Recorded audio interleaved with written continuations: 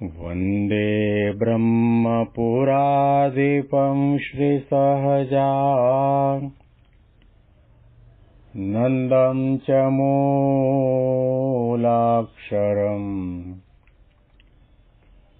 श्रेयस्कारणसद्गुणैकनिलयम् श्रीप्रागजिह्वावत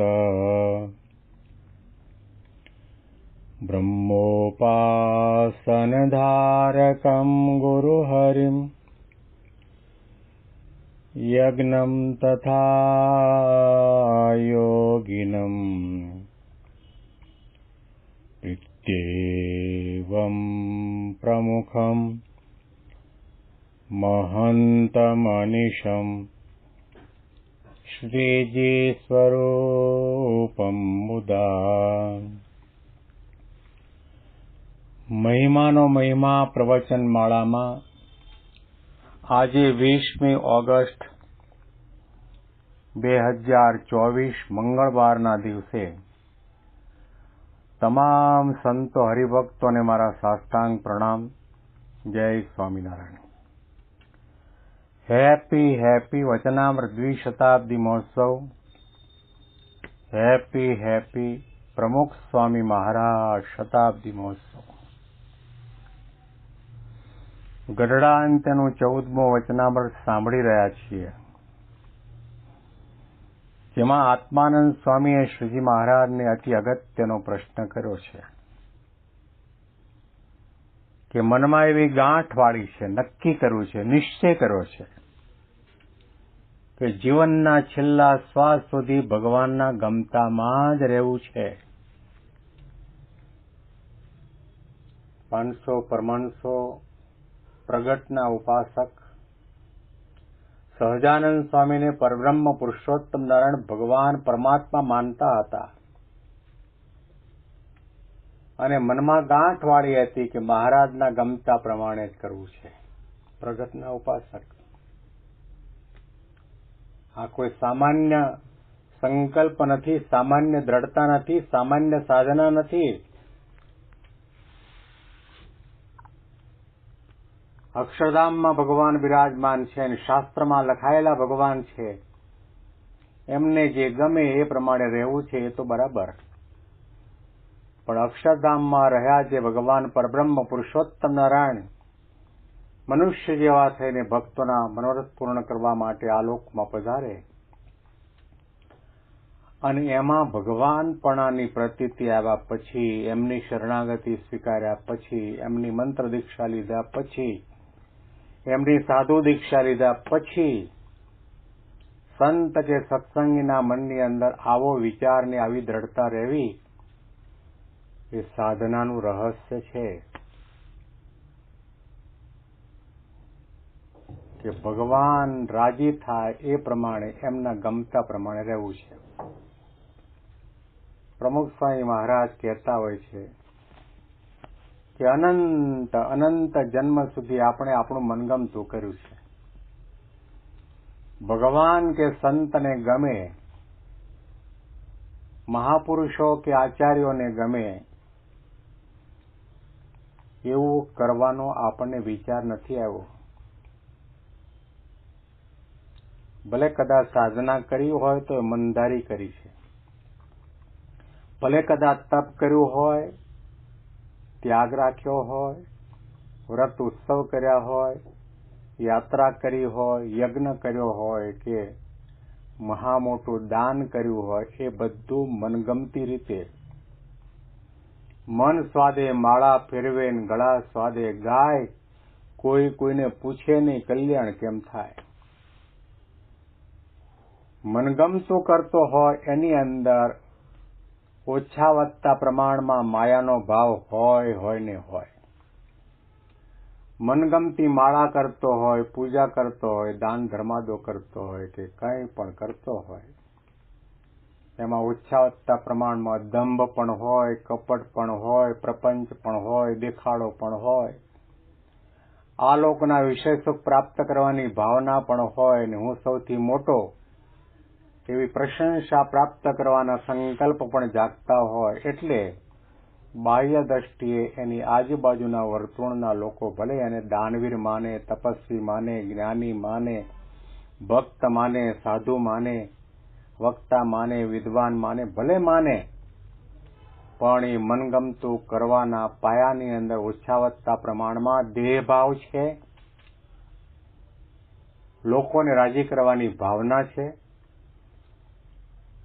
અને સકામ રીતે આપણને કંઈ પણ મળી જાય એવા પ્રકારના સંકલ્પની હારમાળ પણ હોય છે. આંતરિક સાધના છે. માળા કરવી એ બાહ્ય સાધના, દંડવત કરવા બાહ્ય સાધના, પ્રદક્ષિણા કરવી બાહ્ય સાધના, એકટાણા અને એકાદશી કરવા બાહ્ય સાધના, યાત્રા કરવા માટે જવું એ બાહ્ય સાધના, ધ્યાન અને માનસી કરવા એ બાહ્ય સાધના. પણ દિલ, દિમાગ અને રુધિરના કણકણની અંદર એવી પ્રકારના સંકલ્પની દ્રઢતા થાય કે મારે આ દેહે મારા માટે ભગવાન સ્વામિનારાયણ મહંત સ્વામી મહારાજના રૂપમાં પ્રગટ અને પ્રત્યક્ષ મળ્યા છે, એના ગમતા પ્રમાણે મારે કરવું છે. મનગમતું તો આખી દુનિયા કરે છે. અને એટલા માટે તો ગુણાતીતાનંદ સ્વામીએ સભાની અંદર સૌ કોઈને જણાવ્યું, મનગમતું કરતો હોય, આખા મંદિરનું કામ એકલો કરતો હોય,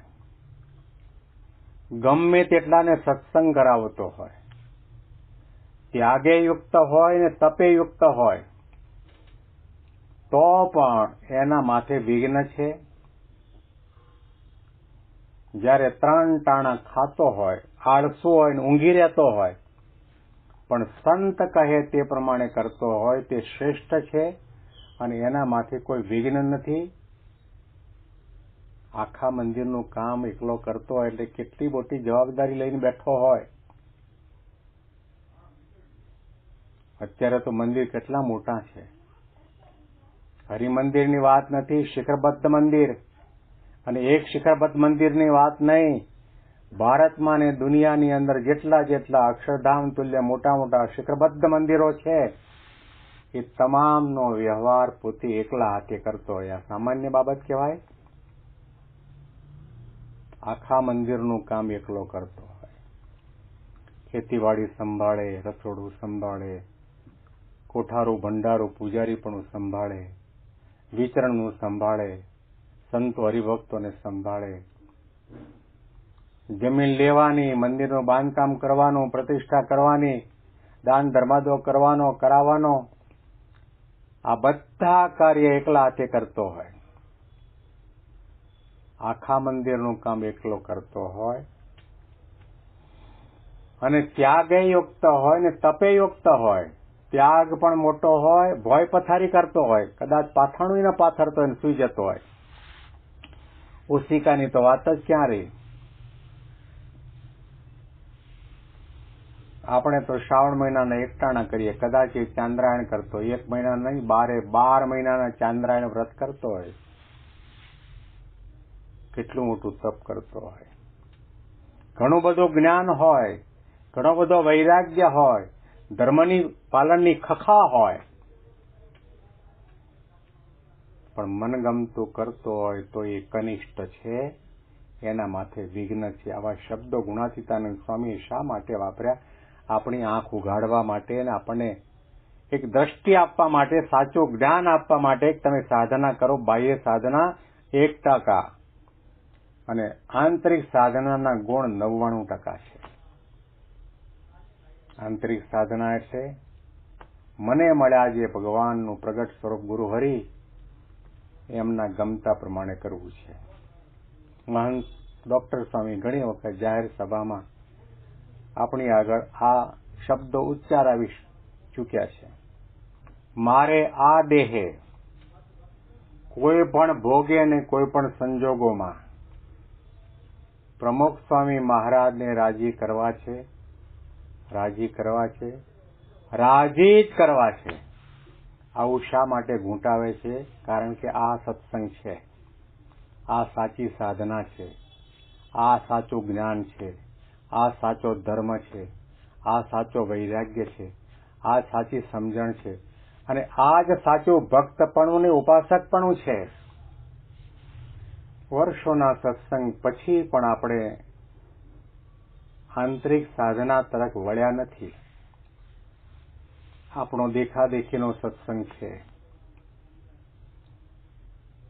માનીઓ ધાનીઓ એવા પ્રકારના આપણા સત્સંગીપણાના લક્ષણો છે. અંતરનો સત્સંગ નથી, જીવનો સત્સંગ નથી. ભગતજી મહારાજ જેવા ભગતજી મહારાજને એની તનતોડ સેવાના કારણે ગુણાતીતાનંદ સ્વામીએ રાજી થઈને કહ્યું, માગો માગો ભગતજી, આજ જે માગો તે દઈએ. તમે ભગતજી ઘેર જાઓ, 60,000 રૂપિયા મળશે, લગ્ન કરો, સંસાર માંડો. ત્યારે ભગતજીએ કહ્યું કે 13 વર્ષ સુધી ગોપાળાનંદ સ્વામીનો સમાગમ કર્યો અને 12 વર્ષથી તમારા સમાગમમાં છું. આજ સુધી આપના જેવા બંને સંતોના મુખેથી કોઈ દિવસ એવું સાંભળ્યું નથી કે સંસારમાં કે સંસારના પંચ વિષયમાં સુખ છે. જો ખરેખર સ્વામી તમે મારા ઉપર રાજી થયા હો તો મારો જીવ સત્સંગી થાય એવું વરદાન આપો. પ્રમુખ સ્વામી મહારાજ ઘણી વખત વચનામૃતનું કોટેશન ટાંકીને મહારાજની વાત કરતા કે આપણે સત્સંગ કરવો તો જીવના કલ્યાણના માટે કરવો. મામાનો, મામીનો, કાકાનો, કાકીનો, ફઈનો, ફુવાનો, ભાઈનો, ભુજાઈનો નહીં, જીવનો સત્સંગ કરવાની વાત છે. આમાં આપણું ધ્યેય સમાયેલું છે. આમાં આપણી સાચી સાધના સમાયેલી છે. આમાં મહારાજનો અને શાસ્ત્ર માત્રનો રદગત સિદ્ધાંત, રહસ્ય અને મર્મ સમાયેલા છે. ગાંઠ વાળો વૃદ્ધ અવસ્થા છે અને કદાચ તમારાથી દંડવત ન થાય તો ચિંતા ન કરતા. વૃદ્ધ અવસ્થા છે, કદાચ તમારાથી પાકા એકટાણા કે ચાંદ્રાયણ કે એવા કઠિન તપ ન થાય તો ચિંતા ન કરતા. ગરીબ અવસ્થા છે અને કદાચ તમારાથી દાન ધર્માદો 10મો 20મો ભાગ ન કાઢી શકાતો હોય તો પણ ચિંતા ન કરતા. પણ મનમાં ગાંઠ વાળો કે મારે મારા ઈષ્ટદેવ ભગવાન સ્વામિનારાયણ અને એમનું હરતું ફરતું સ્વરૂપ એવા પ્રમુખ સ્વામી અને મહંત સ્વામી મહારાજના ગમતા પ્રમાણે જ કરવું છે. આ સાધના છે. આમાં ત્યાગ આવ્યો, જ્ઞાન આવ્યું, વૈરાગ્ય આવ્યો, ભક્તિ આવી, સમજણ આવી, ઉપાસના આવી. છાતી ઉપર હાથ રાખીને તપાસ કરીએ કે આપણે આ માર્ગે ચાલીએ છીએ. આવો આપણને સંકલ્પ થાય છે ખરો. પથારીમાં બેઠા થતાની સાથે આપણને વિચાર આવવો જોઈએ કે રાતના પથારીમાં સુવા જાવ ત્યાં સુધી મારે એક જ વિચાર રાખવો છે કે મારા ગુરુ હરિ, મારા ઈષ્ટદેવ ભગવાન સ્વામિનારાયણ જે રીતે રાજી થાય, એમને ગમે એ પ્રમાણેનું જોવું છે, એ પ્રમાણે સાંભળવું છે, એ પ્રમાણે બોલવું છે, એ પ્રમાણે વિચારવું છે, એ પ્રમાણે ક્રિયા કરવી છે. આંતરિક સાધના. આવી સાધના કરવાવાળા સંત આત્માનંદ સ્વામી મહારાજને પ્રશ્ન પૂછે છે કે આવી પ્રકારની મનમાં ગાંઠ વાળી છે, તમારા ગમતા પ્રમાણે જ કરવું છે જીવનના છેલ્લા શ્વાસ સુધી, તો પણ મનમાં એવો સંકલ્પ રહ્યા કરે છે કે સંત અને ભગવંત અને અમારા ઉપર અમે શું કરીએ તો વિશ્વાસ આવે. એનાથી આગળનું સ્ટેજ છે. એના અનુસંધાનમાં વિશેષ વાતો આપણે આવતીકાલે સાંભળીશું. તમામ સંતો હરિભક્તોને મારા સાષ્ટાંગ પ્રણામ. જય સ્વામિનારાયણ.